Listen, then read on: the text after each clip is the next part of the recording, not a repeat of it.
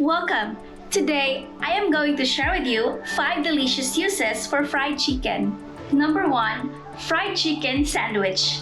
You can make a chicken sandwich by shredding or slicing it and using your fried chicken to make a delicious sandwich. Number 2. Fried chicken salad. You can cut or shred your chicken and mix it into a wonderful chicken salad. Number 3. Chicken fried rice. You can shred and cook your fried chicken and make chicken fried rice. Number 4. Fried chicken stir fry. You can add vegetables to your shredded fried chicken and stir fry it. Number 5. Fried chicken pizza. You can use your fried chicken either chopped or shredded for a great pizza topping. I hope you found this video helpful, and if you're interested in delicious dessert, check out my video where I try a new recipe for leche flan. Also, hit subscribe for regular and delicious Filipino recipes.